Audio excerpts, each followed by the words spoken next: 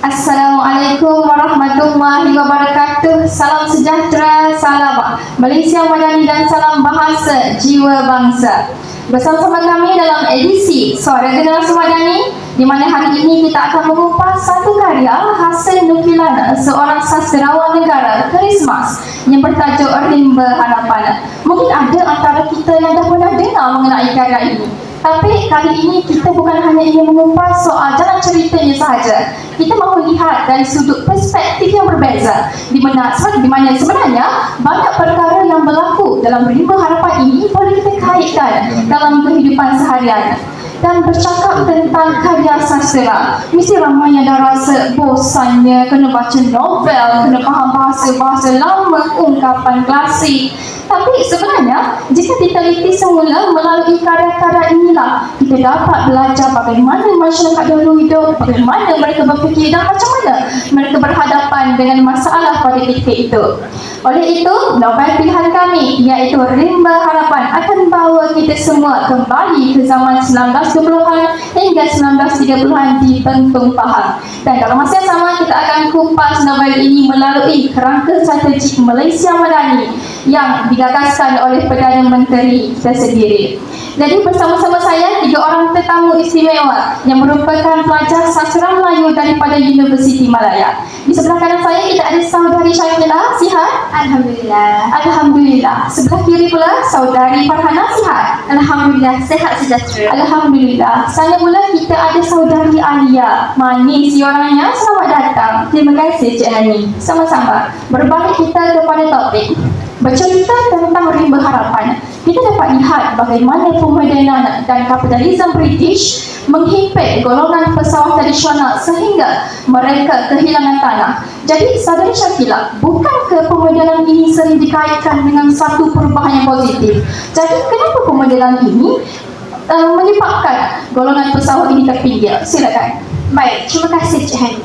Meneliti Rimba Harapan bermakna kita sedang mempedik lembaran sejarah penderitaan bangsa. Isu paling berdarah dalam naskah ini ialah kehilangan tanah hak milik pribumi akibat kerakusan dasar kapitalis British dan perlumbaan Pulau mengambil iklimah serta perluasan ladang getah.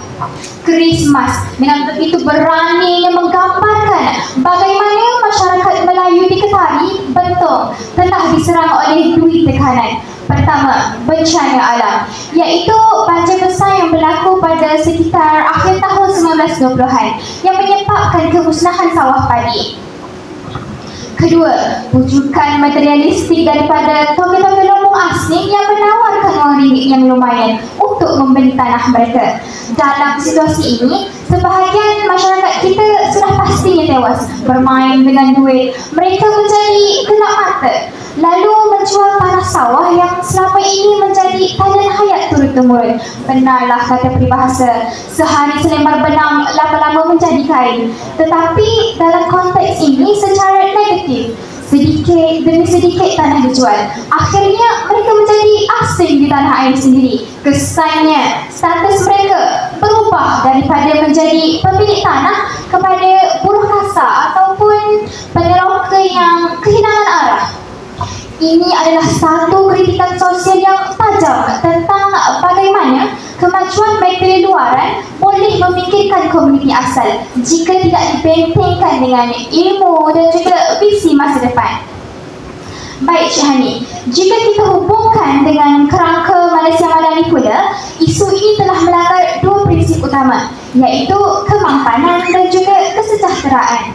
Pembangunan ekonomi beracuankan British dalam novel ini boleh dikatakan tidak mampan kerana ia telah merosakkan ekosistem sosial dan juga mengabaikan kebajikan dan kebancak. Model ekonomi Madani menuntut kemajuan yang seimbang. Ekonomi mesti tumbuh, tetapi kesejahteraan rakyat bawahan wajib dijamin agar tiada kelompok yang terpinggir. Dasar British pula adalah antithesis kepada Madani kerana ia bersifat menindas dan juga memikirkan komuniti asal demi keuntungan pemodal besar. Itu sahaja Cik Hani. Terima kasih Syakila. Kita beralih pula kepada kisah Pak Kia yang membawa sekumpulan petani berhijrah dan meneroka kawasan baru di Janda Baik selepas kehidupan di Ketari semakin mencabar. Jadi saudari Farhana, apa sebenarnya boleh lihat daripada perbuatan Pak Kiani dan macam mana nilai ketambahan yang ditonjolkan itu boleh kita kaitkan dengan kehidupan masyarakat pada hari ini. Silakan. Apabila saya mendalami novel Riba Harapan ini, ada sesuatu yang menarik minat saya, iaitu falsafah di sebalik tindakan Pak Kia. Peribahasa iaitu di mana ada kemahuan, di situ ada jalan, bukanlah sahaja falsafah klise, tapi merupakan yang seri kepada keseluruhan penghijrah mereka ini. Imej yang melega-lega di fikiran saya ialah apabila Pak Kia memimpin penduduk kampung menerangkai riba baru di janda baik. Perbuatan ini menunjukkan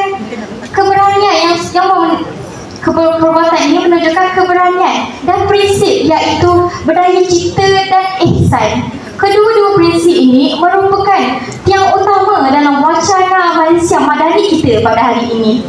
Daya cipta ini bukan sahaja tentang teknologi, tetapi kebolehan manusia berfikir di luar kotak dan menyelesaikan masalah dalam waktu yang terdesak. Pak Kia tidak menyerahkanlah kepada nasibnya, iaitu kemiskinan, tetapi beliau mencari solusi dengan membantu komunitinya mencipta peluang baru di janda baik. Bersama-sama warga kampung, mereka mengusahakan pertanian dan saluran pengairan yang lebih baik. Malahan Cik Hani, dalam masa yang sama juga wujud elemen ihsan, iaitu Pak Kia tidak mementingkan diri dan berhijrah dengan keluarganya sahaja, tetapi dia membawa sekali anak-anak buahnya, membantu golongan yang memerlukan dan memastikan pembahagian tanah di janda baik dilakukan secara adil dan saksama. Di sinilah nilai genggam bara api biar sampai jadi arang benar-benar diuji. Pak Kia dan beberapa penduduk kampung bekerjasama memerah keringat demi membangunkan sebuah ekosistem pertempatan dan pertanian yang lebih kondusif. Pada akhirnya, Riba Harapan menjadi sebuah simfoni kejayaan hasil daripada hubungan timbal balik di antara pemimpin yang berdaya cipta dan masyarakat yang dinaungi kasih sayang. Itu sahaja daripada saya. Terima kasih Farhana. Penonton sekalian, kali ini kita lihat pula konflik yang wujud dalam kalangan masyarakat, terutamanya pertembungan antara kaum muda dengan kaum tua, selain kewujudan masyarakat majmuk yang semakin terpisah akibat dasar British. Jadi saudari Alia, bagaimana konflik dan perbezaan pemikiran ini digambarkan dalam novel Riba Harapan, dan apa sebenarnya yang boleh kita pelajari daripada peristiwa tersebut? Silakan. Baiklah, terima kasih Cik Hani. Sebenarnya saya pun teruja untuk berkongsi pandangan saya tentang isu pertembungan idea antara kaum tua yang boleh dikenali sebagai golongan tradisional dan juga kaum muda yang boleh dikenali sebagai reformis.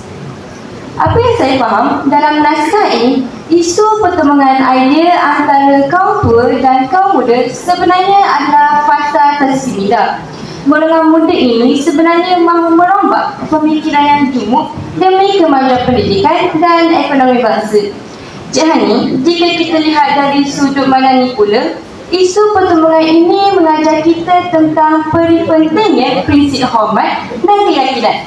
Sesuatu masyarakat tidak akan maju sekiranya mereka masih mengamalkan sikap enau dalam berduka, melepaskan pucuk masing-masing, atau mereka masih hidup seperti katak di bawah tempurung.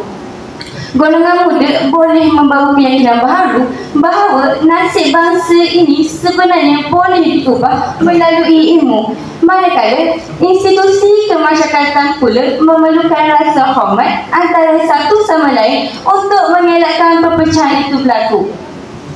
Selain itu, dasar segar sikam oleh British dalam novel ini telah menghalang pembentukan sebuah masyarakat yang bersatu padu.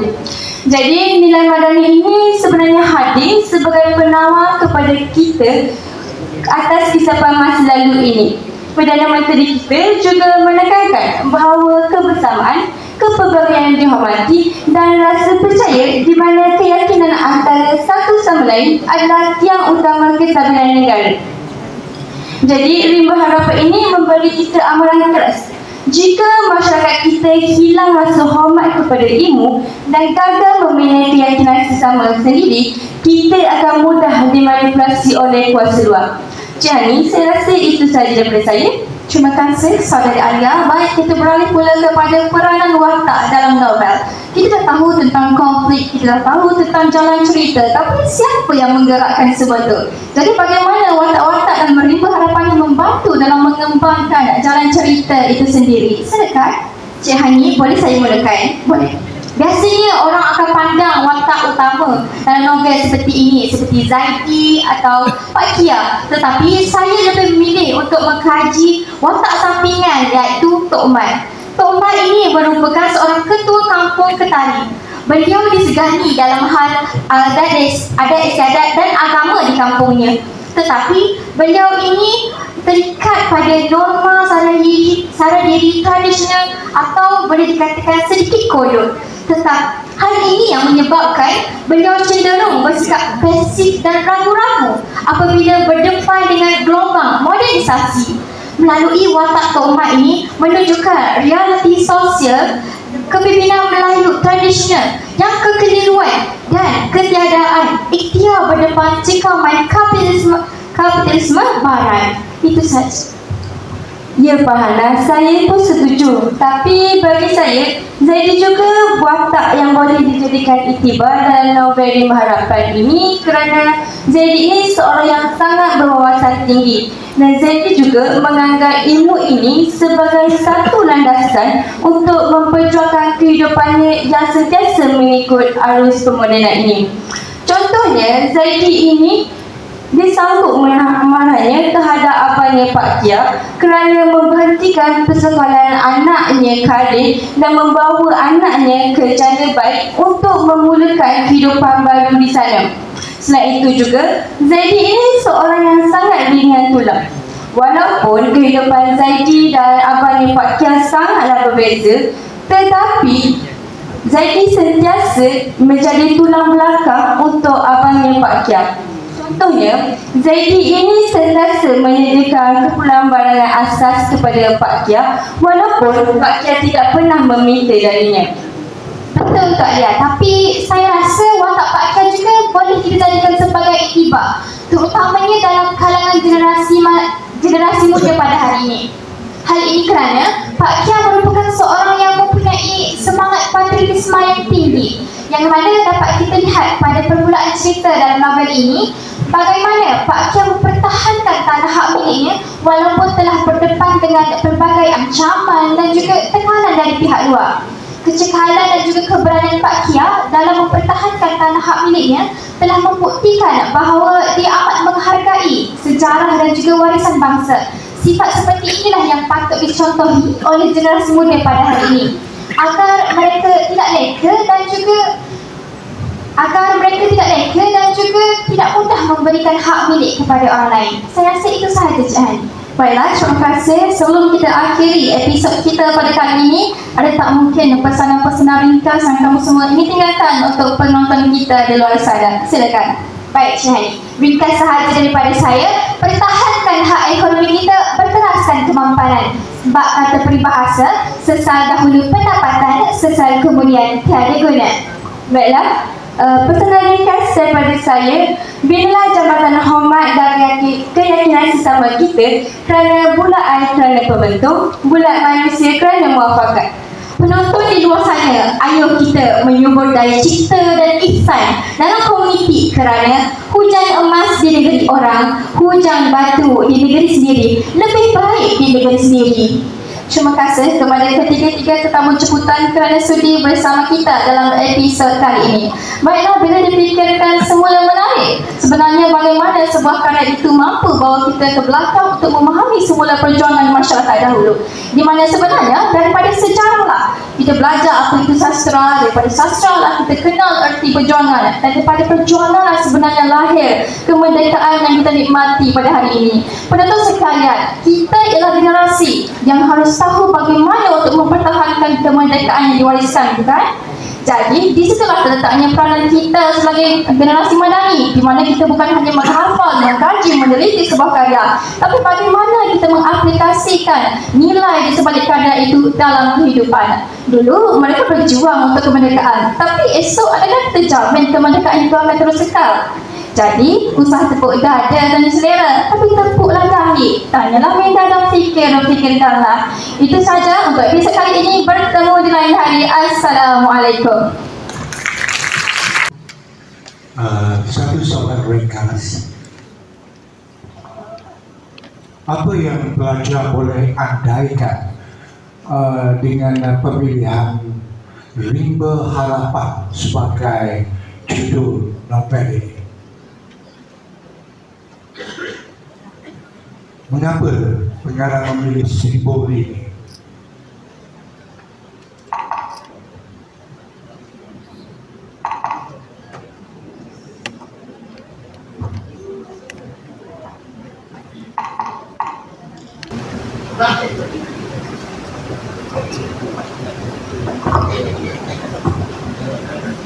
Baiklah, terima kasih kepada Tuan Hakim atas soalan yang diajukan.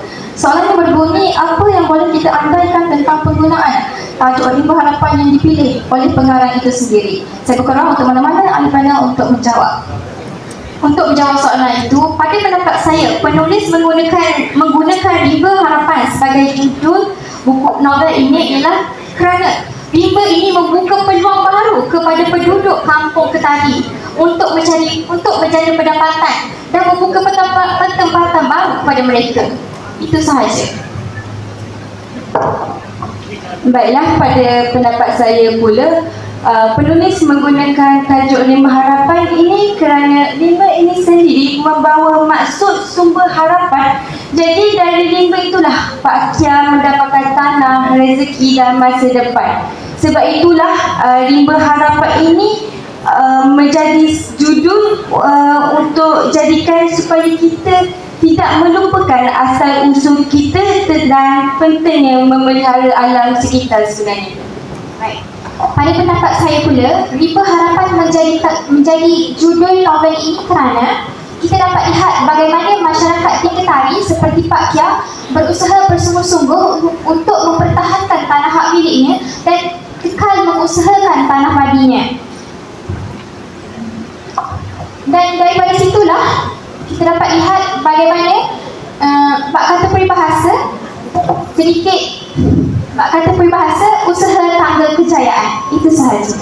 Terima kasih diucapkan kepada ketiga-tiga ahli panel kita. Baiklah hadirin, jelaslah bahawa tidak kira penggunaan apa kata pun untuk mencipta sebuah judul, sastra ialah cerminan untuk kita memahami sesebuah kehidupan. Bak kata pepatah, yang baik dijadikan teladan, yang buruk dijadikan sepadan. Oleh itu, kita generasi madani marilah kita bersama-sama menjadikan khazanah sastra sebagai pedoman untuk membina jati diri dan mencorak masa depan yang lebih harmoni. Sekian dari kami. Assalamualaikum.